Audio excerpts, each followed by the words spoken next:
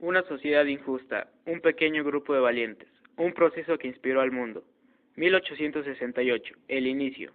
El 9 de octubre de 1868 comienza en el ingenio azucarero de Majagua la Guerra de los 10 años, cuando la clase baja cubana y algunos terratenientes deciden terminar con la colonia española y la esclavitud, pero el sentimiento independentista no está maduro y se firma la paz antes de conseguir el objetivo.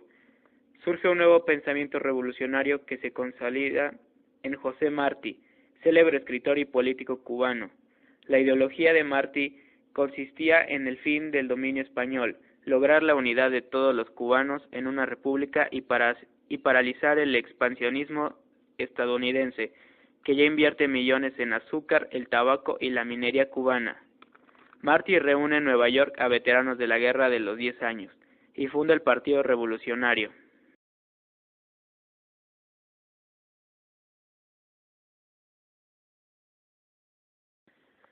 1902. La República de Cuba.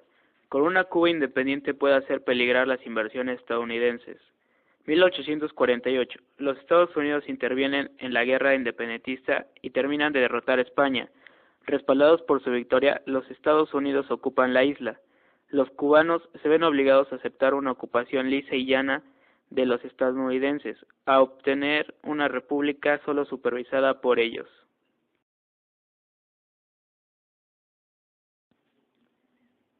En 1901 se sanciona la nueva Constitución cubana en la que los Estados Unidos se reservan el derecho de intervenir directamente en la isla, si consideran que se están violando derechos o libertades, así con una disimulada violación a las libertades cubanas, se crea la República de Cuba.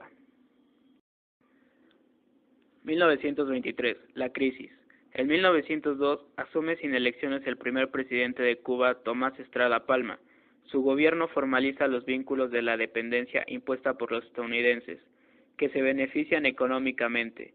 La falsa dependencia no ha traído mejoras a la clase baja. En 1920 cae el precio del azúcar y Cuba sufre una tremenda crisis financiera. Ese mismo año sufren movimientos intelectuales y estudiantiles de izquierda y no tanto antiimperialistas. En 1925 toma el poder Gerardo Machado, un dictador autoritario y represor que cuenta con el apoyo de los Estados Unidos y ataca directamente a sus retractores. Surgen las protestas y huelgas generales en 1929 y 1933. Machado huye del país mientras que sus seguidores son perseguidos. El poder recae en una pentarquía, un nuevo jefe de ejército. Su nombre es Fulgencio Batista y Saldívar. Batista reprime a los opositores, sobre todo a los comunistas de las centrales azucareras. En 1940 y en medio de la Segunda Guerra Mundial, la pentarquía llama a elecciones. Batista es elegido presidente y gobierna Cuba hasta 1944. 1945. Escuela de Revolucionarios. Nace la oposición de Cuba y se fortalece en las oposiciones estudiantiles y es cuando en 1945 ingresa a la universidad un joven que cambiaría el curso de la historia, Fidel Alejandro Castro Ruz. Castro se vuelve un militante activo, es elegido prontamente como delegado del curso. En 1947 forma parte de la invasión armada multinacional de Cayo Confites, en la que 1.200 hombres conforman una coalición democrática para destituir al dictador dominicano Rafael Trujillo, pero la operación es interceptada y Castro huye a nado. 1952. El golpe de Batista. En 1952 en La Habana, Castro es candidato a diputado por el Partido Ortodoxo. El Partido Ortodoxo es un desprendimiento del Partido Revolucionario Cubano, que hacía de la moral y la ética una bandera. Era de ideas democráticas y populares, aunque no claramente de izquierda, pero Batista da un golpe de Estado para evitar el inminente triunfo del Partido Ortodoxo. Y termina así con la aspiración de Castro. Castro lo denuncia ante un tribunal de urgencia. El tribunal no juzga a Batista, y Castro opta por la lucha armada. En distintas partes de Cuba nace la idea de la guerrilla.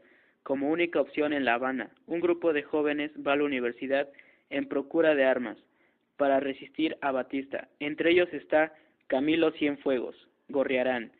Deja la isla y critica al régimen de Batista desde los Estados Unidos y a través del periódico La Voz de Cuba. 1953. El ataque al cuartel Moncada. Fidel Castro reúne un grupo de jóvenes del Partido Ortodoxo y el 26 de julio 135 rebeldes atacan a dos cuarteles en la provincia del Oriente: el cuartel Moncada, en Santiago de Cuba, y el cuartel Carlos Manuel de Céspedes, en Ovalle. La fuerza de Batista reprime con ferocidad a ambos incursiones, fracasan y se produce bajas en los dos mandos. 1955. La liberación y el regreso. Mientras Fidel realiza varias apariciones públicas, la presión de distintos intelectuales del mundo hace que Batista deba liberar. Castro se exilia en Estados Unidos y luego en México con su hermano Raúl. Así en México, en auxilio, funda Movimiento Revolucionario el 26 de julio y establece contactos y acuerdos con otras fuerzas que buscan derrocar a Batista. Estudiantes, políticos, la KGB, parte de la CIA y jóvenes idealistas revolucionarios como Cienfuegos y Ernesto Guevara Lynch. En 1956, 82 miembros del 26 de julio y un cargamento de guerra parten de Tuxpan, en el estado de Veracruz. Navegan 7 días bajo una tormenta de 3 días. Después los embosca el ejército de Batista, que había sido alertado de la misión. Muchos mueren en combate. Poco más de 20 huyen a Sierra Maestra. 1957. El ataque final. Durante 1957 y 1958 suceden numerosos combates y el pueblo cubano, cansado de Batista, pone sus expectativas de liberación en los rebeldes, y el movimiento engrosa sus filas a medida que avanza por los pueblos y campos cubanos. En 1958, Batista ordena una fuerte defensiva en Sierra Maestra, pero ante las numerosas bajas el ejército se retira. La contraofensiva rebelde se expande por la isla y Guevara y Cienfuegos se desplazan hacia el occidente. El 28 de diciembre de 1958 toman Santa Clara, último reducto antes de La Habana.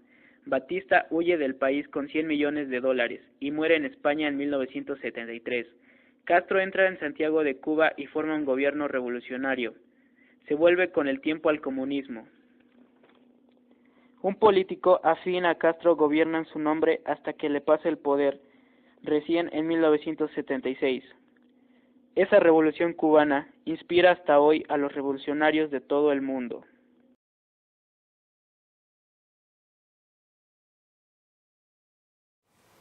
A mediados de 1958, podía palparse la victoria final de las fuerzas rebeldes sobre el ejército del dictador cubano. Las tácticas de guerra de guerrillas eran muy efectivas contra las fuerzas convencionales de Batista. A finales de 1958, Castro toma la difícil decisión de pedir ayuda a la Unión Soviética. El 31 de diciembre de 1958, Fulgencio Batista huye de La Habana con millones de fondos malversados. El 1 de enero de 1959, Raúl Castro y el Che Guevara llegaron a La Habana entre los gritos y halagos de la gente. Por su parte, Fidel llegó a La Habana el 8 de enero del mismo año. Y en 1960, todas las empresas extranjeras fueron nacionalizadas, y en un corto periodo Cuba obtuvo un sistema de códigos y equipamiento agropecuario y militar. En 1966, el Che Guevara dejó La Habana con pasaportes falsos y se dirigió a Bolivia para enfrentarse al ejército comunista contra el gobierno de ese país. En 1967, las tropas bolivianas capturaron y ejecutaron a Guevara. Fidel perdió un buen amigo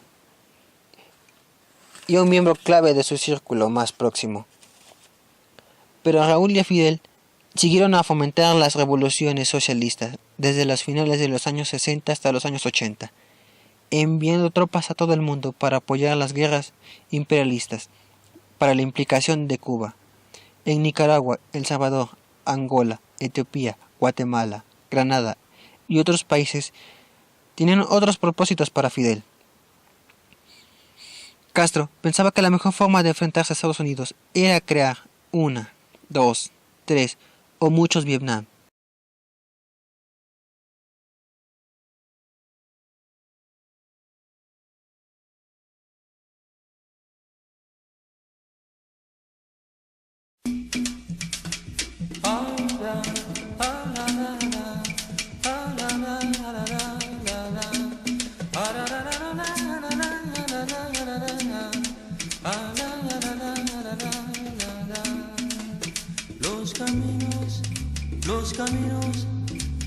nos hicieron solos. Cuando el hombre dejó de arrastrarse, los caminos fueron a encontrarse. Cuando el hombre ya no estuvo solo.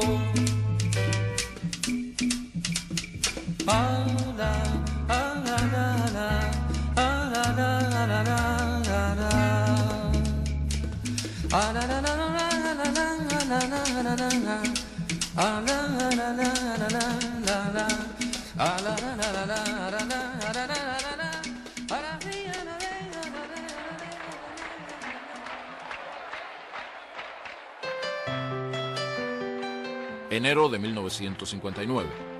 Con el triunfo sobre la dictadura de Fulgencio Batista, comienza la revolución.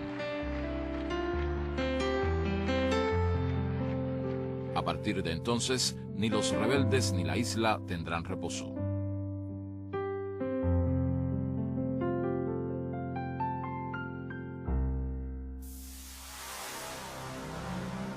Este es el monumento al Maine. Sin ser la intención de sus creadores, para los cubanos, el águila simboliza al imperialismo norteamericano en la isla. La primera águila la derribó el ciclón de 1926. La volvieron a colocar mucho más firme. En Estados Unidos nace la primera campaña contra la incipiente revolución. La prensa y varios congresistas atacan los tribunales revolucionarios creados para aplicar justicia a los asesinos y torturadores de la tiranía. La detención fue a las 4 de la mañana. Traigo aquí porque lo conservaba por que me enfrentaría algún día delante de ti. ¿Te acuerdas que te lo dije? Esta es la bata. Verán que por aquí tiene sangre todavía. Porque me dio una patada en el vientre y tuve una hemorragia. Como me tuve que fajar con ellos para que no realizaran eso, me partieron 2 vértebras. ¿Te acuerdas? Y que tú le diste cuando le dieron la primera pasada de palo, se cayó de rodillas. Y tú le metiste una patada por el hígado y cayó de bruces al suelo. ¿No recuerdas eso? Así que después que lo asesinaste, te profanaste también. Que tú eres un vil asesino. Que te vi. ¿Delante de usted? De mí. Delante de mí lo mataste a tiro y después te reíste de cómo se moría. Perdóneme. En Avellaneda número 106, el 6 de octubre a las 7 de la noche. Óigala, señora. Y dime que no. Dime que no. Te sentaste a contarme cómo la habías matado. Dime que no. Dímelo, Carpiño. No puedo contestar. Contra individuos como estos se dicta la pena capital. Ante los tribunales comparecen cientos de testigos y sobrevivientes de los miles de asesinatos y torturas que asolaron al país durante 7 años de dictadura batistiana. Solo son fusilados aquellos sicarios a los cuales se les prueba innumerables crímenes. Este es el teniente Enrique Despaine, autor de 53 asesinatos. Miles de soldados y miembros de la policía del régimen son puestos en libertad. Algunos, más involucrados en acciones del batistato, reciben condenas de prisión. Este personaje, disfrazado de rebelde, es Hermelindo Batista, hermano del dictador. Al igual que a muchos simpatizantes del régimen, se le deja en libertad. La justicia revolucionaria prevalece sobre la venganza.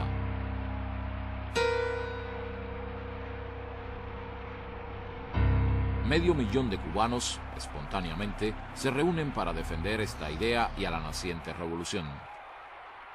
Mediados de enero del 59, a solo 2 semanas de la victoria rebelde, finaliza la Operación Verdad, que enfrenta la primera campaña manipuladora de los medios de difusión.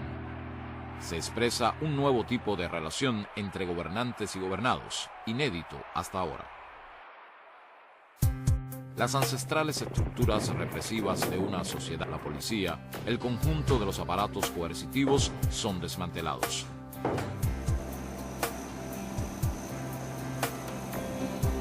No es solo la caída de un tirano o un simple cambio de gobierno.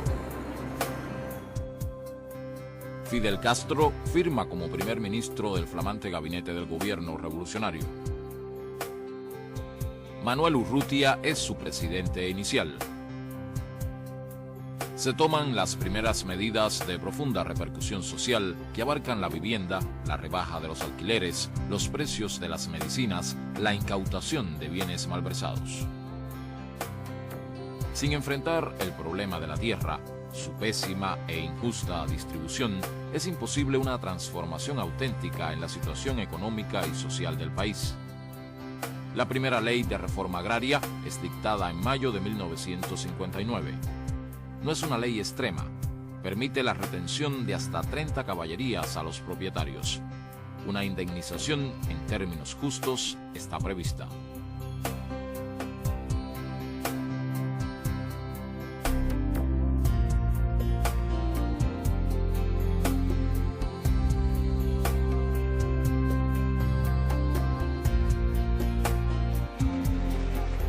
Decenas de miles de títulos de propiedad se entregan a campesinos que eran explotados en grandes latifundios.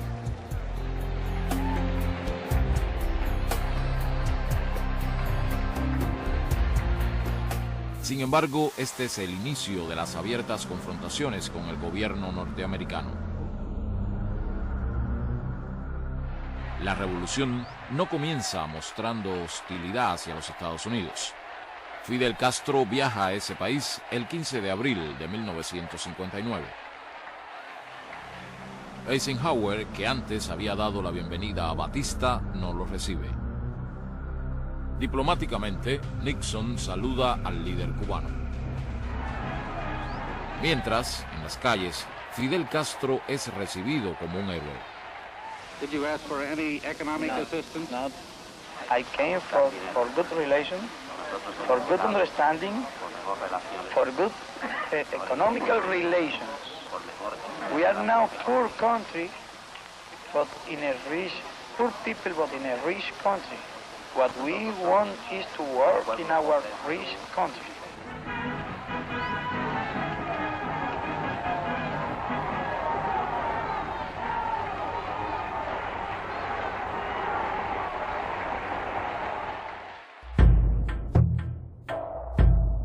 El claro rumbo popular y nacionalista del proceso cubano hace detonar contradicciones internas en sectores de la burguesía nacional.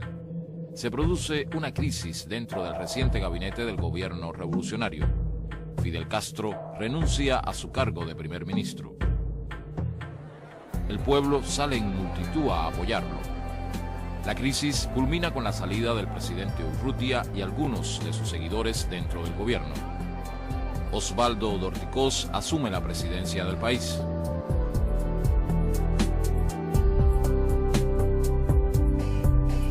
El silencio cubre la plaza.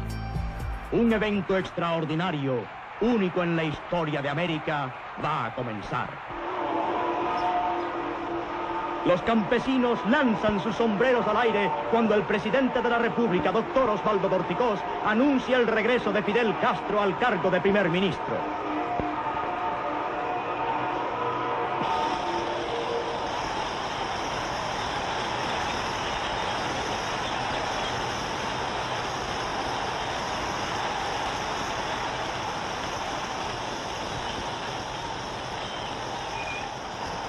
Ningún hombre es ni será indispensable. Lo único indispensable aquí, lo digo porque lo siento, es el pueblo. Si la revolución no tuviera el pueblo, estaría perdida. El pueblo es lo que importa y el pueblo lo tiene la revolución. Fidel Castro regresa al gobierno y su imagen como líder se fortalece ante el pueblo. De nuevo la patria tiene que distraer su tiempo. Alentada por periódicos nacionales y extranjeros, la voz de la contrarrevolución deja escuchar su alarido impotente en una grotesca conspiración donde se confabulan batistianos, latifundistas y trujillistas. Es una farsa de